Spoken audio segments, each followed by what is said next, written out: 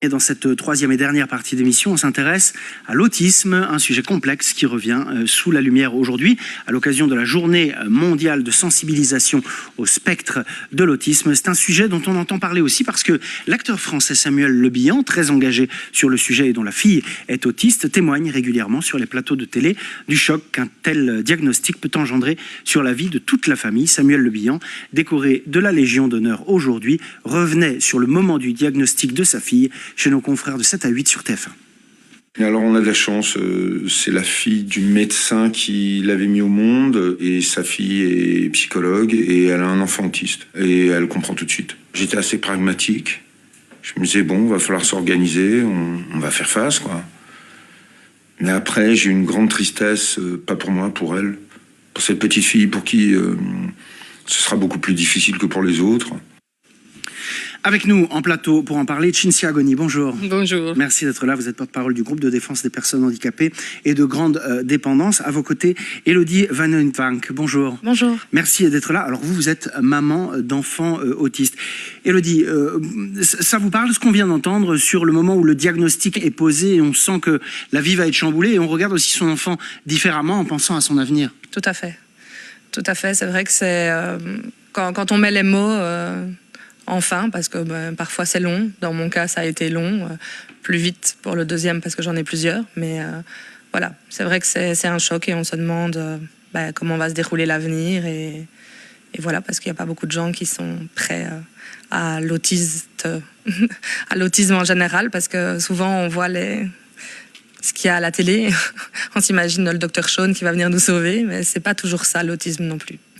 Oui, alors c'est sûr qu'il y a souvent dans les séries télévisées une confusion entre autisme et Asperger, par exemple, c'est-à-dire une surintelligence qui serait pas tout à fait adaptée au monde social tel qu'il est. Vous, c'est pas votre quotidien, c'est cette espèce de fantasme sur l'autisme. Non, pas du tout. C'est un quotidien beaucoup plus compliqué avec des enfants non-verbaux qui ont du mal à s'exprimer, qui engendrent des crises, qui n'ont pas de relation avec leurs frères et sœurs, qu'on ne sait pas toujours comprendre, qu'on ne sait pas toujours aider, même si on voudrait. Donc voilà, maintenant évidemment chaque autiste est différent. Oui, c'est ça. Ça, on y reviendra à cette question-là. Assez intéressant, l'acteur Samuel Le Bihan qui parle beaucoup sur les plateaux de télé depuis une petite semaine de ce sujet. Lui, il raconte que quand le diagnostic a été posé, il avait les moyens aussi de le faire. Il a emmené sa fille pendant 2 ans dans des voyages autour du monde, tout en disant très bien que pourtant, un enfant autiste, précisément, il faut une sorte de centre, une stabilité, un repère qui change pas beaucoup. Vous confirmez ça? Il faut vraiment donner des repères très stables à l'enfant. Oui, un enfant autiste, ça c'est à peu près caractéristique chez tous les autistes. Ils ont vraiment besoin de repères, de certains rituels, plus ou moins forts. Ça dépend vraiment des enfants et de la sensibilité de chacun. Mais il y a des enfants avec qui on doit emprunter toujours la même route pour aller au même endroit. Si on a une déviation, c'est compliqué.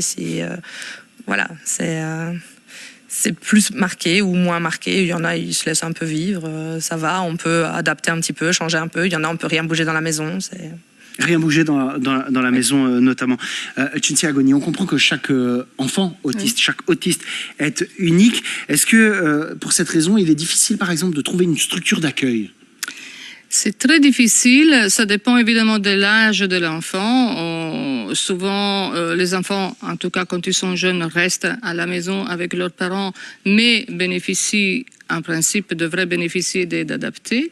Après, plus tard dans la vie, à la vie adulte, normalement, il est tout à fait courant pour un jeune adulte de quitter la maison et de voler de ses propres ailes. Alors que souvent, un adulte autiste, si déjà il a des déficits de base assez importants et s'il n'a pas bénéficié de bonnes pratiques éducatives pendant sa jeunesse, eh bien, c'est un adulte qui reste extrêmement dépendant. Et là, on est confronté à un gros souci de manque de place d'accueil. Alors, d'un point de vue politique, parce que c'est quand même une question politique qui se pose en cette fin de législature, on est à pas longtemps du tout des prochaines élections. Quel est le bilan de la Vivaldi sur ce sujet, selon vous?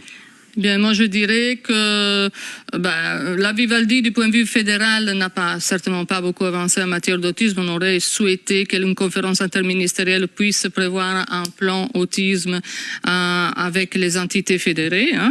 Ça n'a pas été le cas. On espère peut-être pour la prochaine législature, mais du côté régional, je pense qu'on n'a pas beaucoup avancé en matière de place. Oui, il y a eu quelques avancées, je ne peux pas dire qu'il n'y a rien eu, mais il y a eu des législatures précédentes où on a mieux travaillé, je pense. pense. Elodie, vous, une structure d'accueil, si j'ai bien compris le mail que vous m'avez envoyé, qui était un cri d'alarme, vraiment, vous, en ce moment, vous n'en avez pas et ça vous révolte, y compris contre le personnel politique. Est-ce que vous pouvez nous expliquer ça? Voilà. En fait, on a une structure, seulement son agrément vient d'être retiré. Donc ici, on se bat pour conserver la structure parce que, bon, effectivement, on nous propose une solution, mais qui crée un énorme changement pour tous les enfants. Et on en parlait du changement, voilà. C'est quelque chose qui est mal vécu par les enfants. Le changement, ça peut être compliqué. Et là, je parle pour mes enfants. Je sais que ça va être très compliqué parce qu'ils ont un parcours déjà compliqué. Et on a mis du temps à ce qu'ils puissent être là. Et ça va. On a des améliorations. On voit des choses dans le quotidien qui commencent à aller. Et là, se dire que voilà, et la fin de la convention, c'est le 13 avril justement. Et la solution qu'on nous propose, c'est un nouveau CRF qui a été créé pour pallier justement à la fermeture du nôtre. Et du coup, la solution, c'est le vendredi, ils vont au Corto, donc là où ils sont. Et le lundi, ils changent carrément d'endroit, de personnel. Et ce sera un traumatisme. Donc c'est l'ASBL, le Corto, à Mont-sur-Marchienne, c'est ça? Ça, oui. Pourquoi ça se termine? Est-ce qu'il y a quelque chose qui ne va pas avec cet établissement? Alors là, c'est assez compliqué parce qu'on peut pas, on n'a pas tous les tenants et aboutissants puisque il y a des recours qui sont faits. Voilà, l'affaire est passée au tribunal du travail ici ce 29 mars. Donc voilà, on attend réponse pour voir si on va au moins avoir un sursis à cette décision, peut-être, je sais pas, de quelques mois ou un an, ou voilà, le temps de pouvoir se retourner et de préparer les enfants, parce qu'en fait, le problème, c'est que les enfants ne sont pas prêts. Ils n'y ont pas été préparés. Pendant ces 3 mois, le Grand Hôpital de Charleroi qui mais qui a une nouvelle convention avec la VIC, a mis les bouchées doubles pour avoir des bâtiments prêts, un personnel prêt et voilà, qualifié, voilà, tout ce qu'ils pouvaient mettre en place. Mais les enfants, eux, n'y sont pas préparés. Mmh. Donc c'est ça qu'on reproche, il n'y a pas de préparation pour les enfants. Parce que dans les termes, oui, le 15 avril, le nouveau CRF du Grand Hôpital de Charleroi est prêt à fonctionner. Maintenant... Donc voilà, il y a une question de gestion du politique qui fait qu'on vous propose une solution, mais effectivement, l'administration, certaines fois, c'est un peu brutal, on passe d'une chose à une autre, et il ne faut pas oublier la caractéristique de cette question-là, du spectre autistique. Alors sur la question des causes, j'aimerais qu'on y revienne. Le trouble autistique est très complexe. On va regarder le clip que le ministère français des Solidarités diffuse aujourd'hui à l'occasion de la Journée mondiale de sensibilisation sur... Cinzia Agoni, c'est méconnu sur les causes, etc. Et donc ça suscite beaucoup de fantasmes, y compris dans le chef du corps médical, si je comprends bien. Écoutez, je me permets de dire que ce n'est pas du tout méconnu. Aujourd'hui, on sait que ce n'est pas de la faute à des traumatismes, à un mauvais maternage ou un mauvais parentage, etc. Ça, ce sont des affirmations obsolètes qui remontent à il y a 30 ans. Aujourd'hui, nous savons que l'autisme est un trouble neurodéveloppemental d'origine biologique, physiologique. On trouve des gènes qui causent l'autisme, notamment le fils, peut-être pas le fils de Perrin, mais le fils d'un autre acteur français, Laurent Savard. Donc, on a suffisamment de preuves aujourd'hui pour savoir que ce n'est pas la cause aux écrans, que ce n'est pas la cause aux mamans, que ce n'est pas vraiment d'origine psychodynamique. Le problème, justement, et pour lequel nous on se bat depuis des dizaines d'années, aussi bien en France qu'en Belgique francophone, c'est justement contre ces théories fumeuses psychanalytiques qui sont encore des références dans certains centres actuels payés par les pouvoirs publics. Qu'en dit la psychanalyste Véronique Zana, justement? Mais oui, je crois que tout ça, c'est du vieux discours et que depuis, un certain nombre de choses a bougé et que revenir à chaque fois sur cette histoire n'est pas une façon de faire avancer les choses et que, bien sûr, qu'on n'en est plus là, la psychanalyse a évolué, cette manière de percevoir aussi. Moi, je trouve que justement le spectre autistique, c'est quand même un des troubles, un des handicaps parce qu'il touche aussi souvent les enfants, qui est le plus mis en lumière dans les médias, et ce depuis 35 ans, voire plus au moins, parce que je rappelle quand même que le film Rain Man est sorti avec Dustin Hoffman et Tom Cruise, est sorti en 1988, si je ne m'abuse. Ça avait donné à l'époque l'occasion à mon prof de maths de nous expliquer que son enfant était autiste, mais que c'était pas exactement la même chose que les troubles dont souffrait Dustin Hoffman dans le film. C'est-à-dire que son fils comptait pas une boîte d'allumettes quand elle tombait par terre, mais que ça pouvait arriver. À contrario, effectivement, on a beaucoup appris sur l'autisme soft, ce qu'on appelle le syndrome Asperger. Ça veut dire où on a vu aussi quand même des gens qui sont atteints d'un trouble autistique, mais qui peuvent tout à fait se prendre en charge, se développer dans la vie et dans une activité. Donc moi, je pense que c'est bien que ça soit mis en lumière. Je trouve ça un peu triste, nous, encore une fois, en Belgique, avec tout l'argent qu'on sait que nos autorités dépensent pour d'autres choses, qu'on soit obligé de diffuser un spot français le jour où ce trouble est mis en lumière. Cinzia, moi j'ai un peu cherché sur la documentation du GAMP, j'ai pas trouvé d'équivalent. Peut-être qu'il n'y a pas de star belge francophone qui est acquise à la cause et qui vous permet de faire des clips comme ça assez luxueux.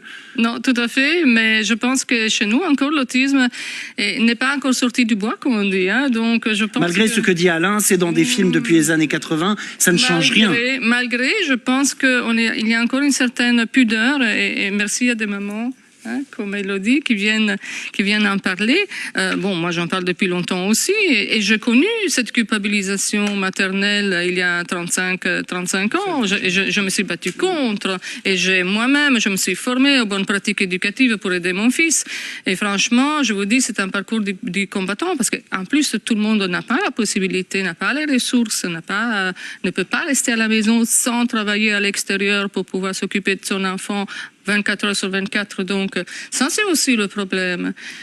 Elodie, cette culpabilisation maternelle dont vient de parler Cinzia Agoni, sans rentrer dans les détails, et vous dites ce que vous voulez en dire évidemment, mais vous la ressentez encore aujourd'hui ? Non, beaucoup moins maintenant. Je pense qu'effectivement, ça, c'est peut-être quelque chose qui est enfin acquis. Et voilà, on n'a jamais mis en cause que ça pouvait être de ma faute. Après, en tant que parent, je crois qu'on se culpabilise de toute façon. Mais en tout cas, de la part des médecins ou autres, non, ça n'a jamais été mis en cause. Donc, au-delà des films dont on a parlé, j'ai bien compris, vous considérez que certaines fois, il y a un peu un fantasme, mais une journée mondiale consacrée à la sensibilisation à l'autisme, est-ce que, selon vous, ça a une utilité ? Oui, je pense que ça a une utilité de justement pouvoir se faire entendre et que les gens prennent conscience que peut-être même sans le savoir pour certains, ils côtoient des personnes autistes et qui fournissent peut-être eux des efforts chaque jour pour pouvoir côtoyer le monde normal, on va dire, entre guillemets. J'avais une question sur le monde normal, entre guillemets, dont vous parlez. Pour l'instant, parce qu'on parle de politiques qui n'ont pas avancé, mais il y a quand même l'intégration des enfants avec des troubles dans l'enseignement francophone. Et aujourd'hui, je pense que les autistes peuvent aussi être intégrés dans des écoles normales. Comment vous voyez les choses par rapport à ça ? Vous verriez vos enfants dans une école normale ? Alors non, mes enfants, pas du tout. Je pense que ça dépend de la sévérité de l'autisme dont on parle, déjà d'une première chose. Et deuxième chose, ils ne sont pas formés assez. Ils n'ont pas assez de formation pour encadrer, parce que ma plus jeune, au total, j'ai 3 enfants autistes. 2 assez sévères, une un peu moins.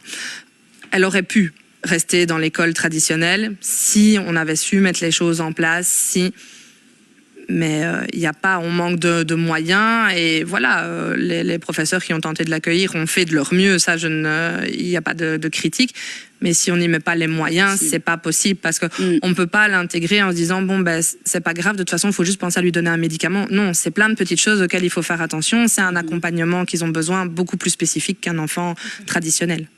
Cinzia Agoni, vous êtes d'accord avec ça ? Il faut que ce soit des structures spécialisées, évidemment, ou alors ça nécessiterait une formation dingue pour les enseignants ? Écoutez, dans d'autres pays, l'inclusion est une réalité depuis 30 ans, en Espagne, en Italie. Et ça marche, c'est faisable alors ? Ça marche. Mais en fait, on amène l'école spécialisée dans les écoles ordinaires. C'est aussi simple que cela. C'est-à-dire qu'avec le même budget, tous les enfants vont dans la même école, dans les mêmes classes. Évidemment, il y a on doit aménager les classes. On ne peut pas avoir 25 ou 30 enfants dans une classe où il y a des enfants autistes, mais on amène des personnes spécialisées dans les classes et on travaille ensemble avec un programme différent. Donc on ne prétend pas que l'enfant autiste puisse performer de la même manière que les autres enfants. Merci à vous, en tout cas, Cinzia Agoni. Je rappelle que vous êtes porte-parole du groupe de défense des personnes handicapées de grande dépendance. Merci à vous également, Elodie Van Uitvank. Je rappelle que vous êtes maman de 3 enfants autistes.